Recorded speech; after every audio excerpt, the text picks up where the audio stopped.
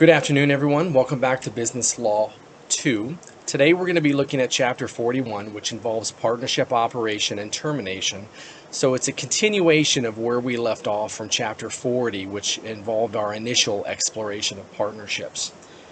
In this chapter, we're going to be looking at the operation of partnerships, including relations among partners, as well as relations between partners and third parties.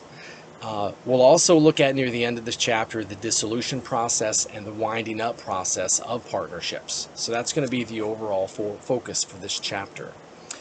When we talk about duties, rights, and liabilities of partners, the paramount concern in partnerships is something called a fiduciary obligation as a duty.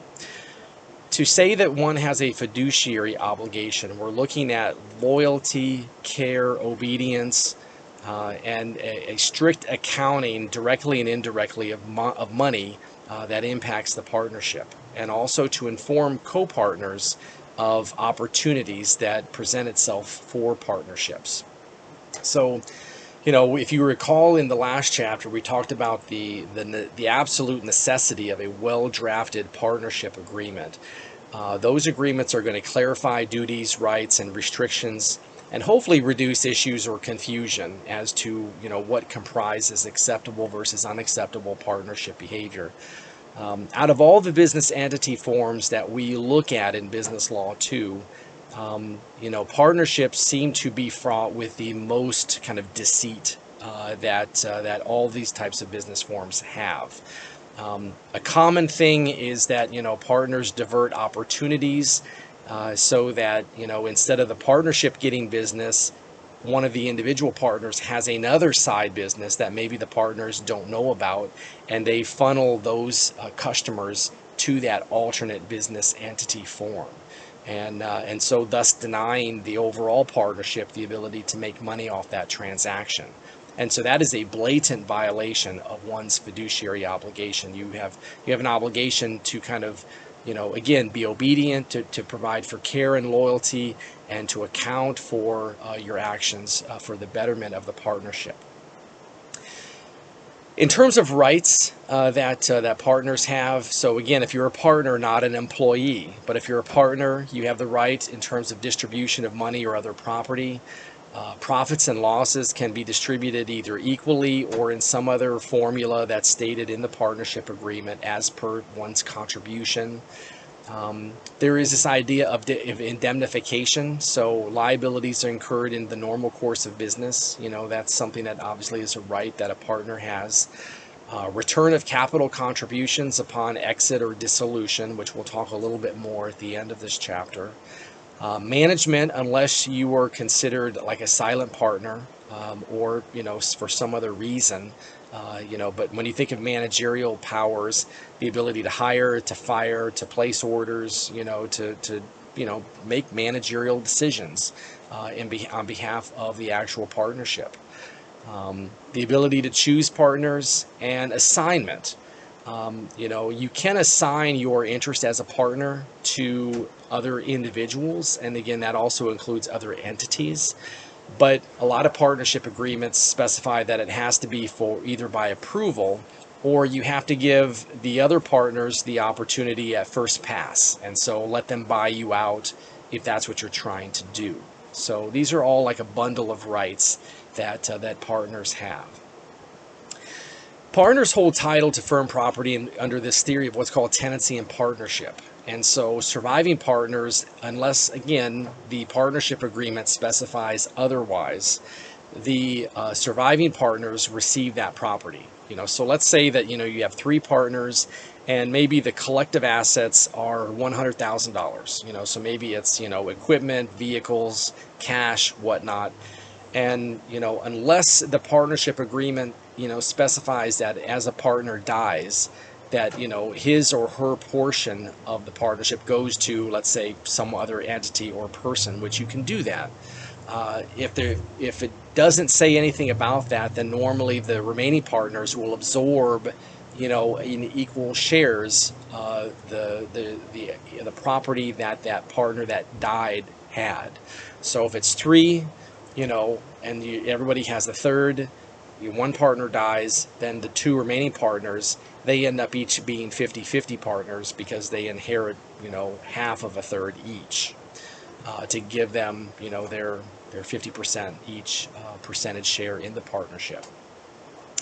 A creditor of a partner cannot proceed against any specific item of partnership property. But, again, you can go after maybe their profits, so let's say that, you have three partners and one partner has a lot of personal debt, maybe credit card, mortgage, personal stuff that's non-partnership property or debt. You can't attach partnership property, but let's say, at the end of the quarter, that partner that's in debt is going to be getting, let's say a sizable distribution of profits. The creditor can obviously seize those profits then, because they've been kind of carved out and separated from the partnership. An assignee of a partner interest, so let's say those three partners, maybe the one person doesn't die, but let's say they retire and they want to assign their percentage to someone else. Think of if you remember in Business Law 1 when we talked about the assignment process. You can do that, but it doesn't necessarily mean that person who received that percentage becomes a partner. Normally, and again, partnership agreements should specify this, the remaining partners would get to decide if that person becomes a partner or if they just get a percentage of whatever their profits would have been, but for the partner retiring. So again, just some kind of nuance, situations that do pop up and arise. And I can't emphasize enough, if you have a well-drafted partnership agreement, that is a way to avoid a lot of these, situations where there could be some confusion, some ambiguity, or controversy. This is the visual way of kind of thinking of the authority that partners have. So an individual partner can make contracts, can purchase items needed for the business, they can hire employees, they can fire employees, they can borrow money if it's for a partnership purpose, they can sell goods in the normal course of business, they can execute commercial paper in the name of the firm. So, they all co-equally have this power as being a partner, the authority. And so whether it's two individuals or if it's 20 individuals in a partnership, it doesn't matter the number. And again, it doesn't have to be persons. It could be other entity forms. You could be an individual and you could partner with another partnership, or you could partner with a LLC or LLP or a corporation or an S Corp. So there's so many different ways in which you can kind of configure partnerships. And remember, if your partnership is stated it has a limited lifespan or a specific mission, then it's going to be a joint venture. But it still does act like a partnership. But again, partnership agreements, I'm going to sound like a broken record. That's the integral thing that you always have to consider, is make sure it is well drafted to contemplate these unique situations. So partners, like agents, and if you recall, we talked about that principal-agent relationship earlier in this course. Partners can contract on behalf of the partnership under different types of authority. So there's implied, there's express, and there's apparent. So the general rule when we talk about a partnership, the partnership is going to be liable for loss or injury or for penalty incurred as a result of some act, wrongful or otherwise, of a partner acting in the ordinary course of business. So again, it has to be part of that ordinary course. If they do a complete detour or deviation from partnership, the scope of partnership business, then there's not going to be that indemnification. If we're just talking about contractual liability, again, if it benefits the partnership, the partners are considered jointly liable at that point. If it's a partnership tort, so, let's say, it's a personal injury action, and so whether it's an intentional tort or if it's an accidental type tort, negligence, partners are considered jointly and severally liable for torts committed within the scope of the business. And so what joint and several means is that collectively they are on the hook for a tort committed by the partnership, but they're also individually, that's the severally, they're also liable individually. So maybe you have 5 partners, and let's say, 2 are the ones with all the money, they're like, they're the ones that bring the capital into the business. And let's say the other 3 bring knowledge, skill, know-how, but they don't really have any personal assets. And so if I'm injured by this partnership in a tortious sense, I'm going to, first try and go against the entire partnership. And then if that doesn't work, then I'm going to figure out, okay, who are the two rich ones that have all the money? And I'm going to go after them jointly and severally. And, if I prevail, even though, I'm only going after two people, they're going to have to cover the entire cost of the tort if I prevail in this civil litigation. For partnership crimes, normally criminal liability flows to the individual committing the alleged crime, so it wouldn't necessarily be borne by the entire partnership. However, if it involves what are considered regulatory offenses, because some regulatory offenses do have a criminal component to them, then all the partners may face criminal liability in that case. Rare, but it can happen from time to time. There are certain transactions where a partner cannot undertake without the express approval from the entire partnership. So cessation of business activities, suretyship transactions, arbitration agreements, confession of judgment, that's like admissions in a court of law, or assignment of partnership property. All of those situations would require kind of like unanimous agreement among the partners in order for that to be binding on the partnership. Partnership can be dissolved by the parties themselves in accordance with the terms of the partnership agreement, or by the expulsion of a partner, or by the withdrawal of the partner, or by bankruptcy of either the overall partnership or by any one of the partners. So these are different ways in which you can kind of remove partners as needed.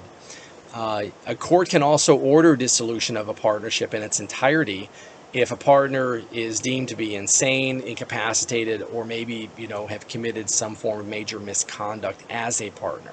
So there's a lot of different ways in which you can kind of cause a partnership to kind of deteriorate and to break apart at some point. Dissolution, this is where again, we're ending the partnership as an entity form. It may reemerge down the road with the surviving partners, but we're not there yet. But dissolution is where you're breaking up the existing partnership. And so this can happen by what's called operation of law. And so just because one of these things occur, the law is going to require that the partnership be dissolved. So death of any partner, bankruptcy of one or more of the partners, illegality that dissolves a partnership when it makes it unlawful for the business to continue. Those are usually some very common elements for dissolution in a partnership, besides exercising voluntary dissolution. Dissolution can be decreed also by lack of success or impracticability.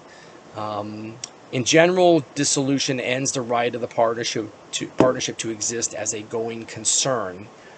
The thing to always kind of, the caveat or the thing to note is that if a partner wants to exit and the partnership agreement provides for the remaining partners to assume that share, then that dissolution doesn't have to occur. And a lot of modern partnership agreements provide for that. So it's like, okay, we've got 5 partners, and if 1 or 2 decide they want to leave for whatever reason, let's have the remaining partners have the option of buying out whatever that share is, or shares, if it's more than one partner. And we won't have to dissolve the partnership. We can keep going at that point. So, again, there's a lot of flexibility that the law provides for all of these business entity forms that we're going to be discussing over the next few weeks. But these are some specific ones that are specifically tailored for the partnership business form. If the goal is to cease operations permanently, then dissolution is going to be followed by what's called a winding up process and distribution of assets. So winding up includes, concluding all unfinished business pending. So if you have any type of obligation, the providing of services, the sale of goods, whatever it is, that has to be satisfied, as well as payment of all partnership debt. Partners who have not wrongfully dissociated may participate in the winding up process.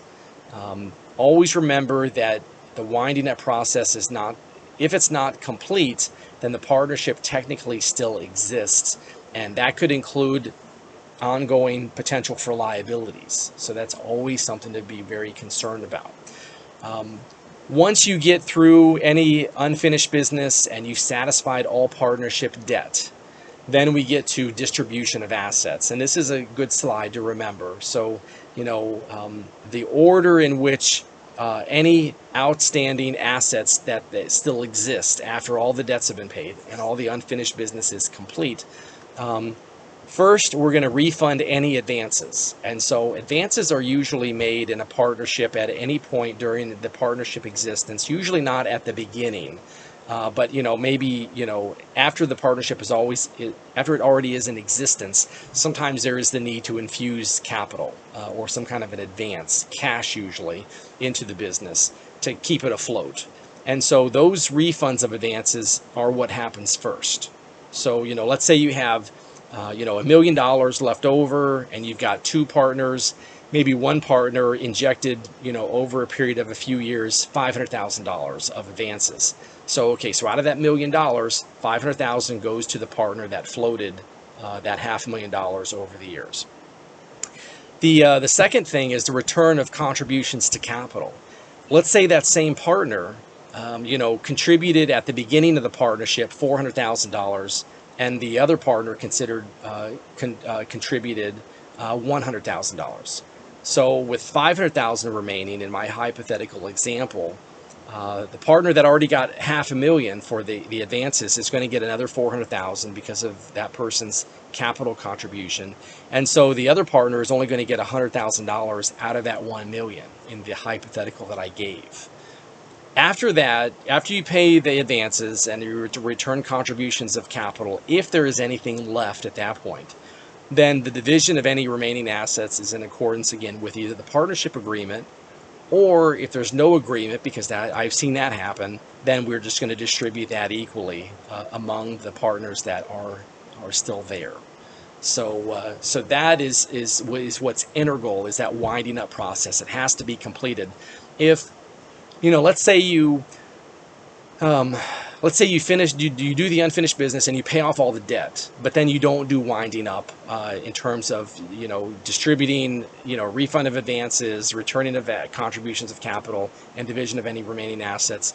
Technically, even if it's like 5 years later, that partnership still exists on paper, and if there's some liability creating event, then all those partners are going to be on the hook at that point. So if you're ever part of a partnership and you're there for when it winds down, make sure it successfully winds down completely, so that will terminate any future liability on you going forward. You really don't want that, because we know it can either be jointly liable, or it can be joint and several liable, depending on the type of injury that's being alleged in civil court. Anyway, I hope this helps, understand a little bit better the world of partnerships. I hope each of you has a good rest of your day and week. Hope you all are productive and you stay safe. And if you have questions, as always, please feel free to reach out to me anytime. You can text, call, or email me. Otherwise, I'll be chatting with you all online. Thank you so much. Bye-bye.